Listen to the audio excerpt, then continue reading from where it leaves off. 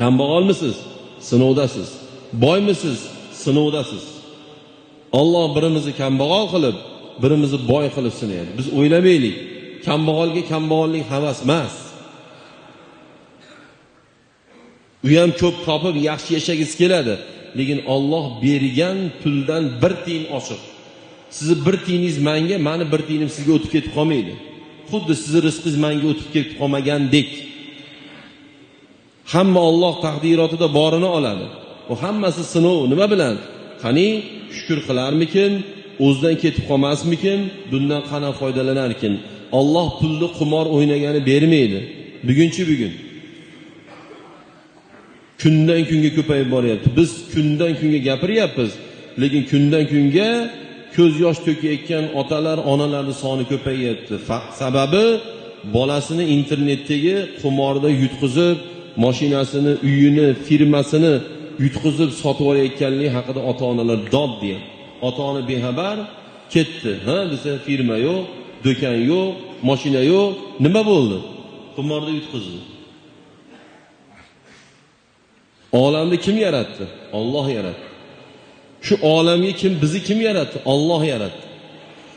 Shu olamda yashaydigan sizu bizga nimalar foyda, nimalar zarar, Alloh taolo hech kim bilmaydi.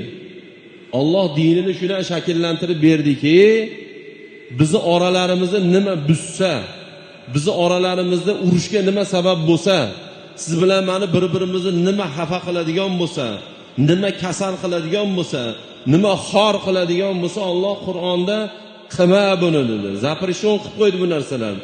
Mumkin emas dedi. Chunki Alloh biladi bizni nima xor qilishini, nima zor qilishini, nima sharmanda qilishini, nima kasal qilishini, nimalar siz bilan meni oramizda talpa bo'lib urushtirishini Alloh bilgani uchun Qur'onda hammasini qaytarib qo'ydi. Alloh qaytargan amallarni bitta-bitta eslab o'tinglar-da.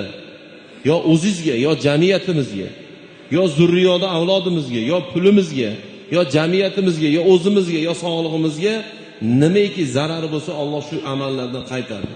Qumor nima ekan mana hayotda ko'ryapsizlar. Balki o'zlaringning o'rtalaringda bordir, qo'shnida bordir, qarindoshda bordir. Shu qumor balosiga yo'liqib qancha zarar ko'rgan. O'zini o'ldirayotganlar chiqyapti. Qarzini to'lashga ko'zi yetmaganligidan joniga qasd qilyapti. Ha, bugun bizni muammoyimizni jonimizga qasd qilishimiz yechib beradi o'ylaysizmi? O'zini o'ldirgan jannatga kirmaydi dedilar-ku Rasululloh alayhisalom. Qumor o'ynaganga Allohning g'azabi, Allohning la'nati yog'iladi dedilar-ku. Bugun shu qumorda xo'p internetda o'ynayapti. Internetdan tashqari qumor o'ynayotganlar. Biri yutadi, biri yutqizadi. Yutgan xursand, yutqizgan xafa.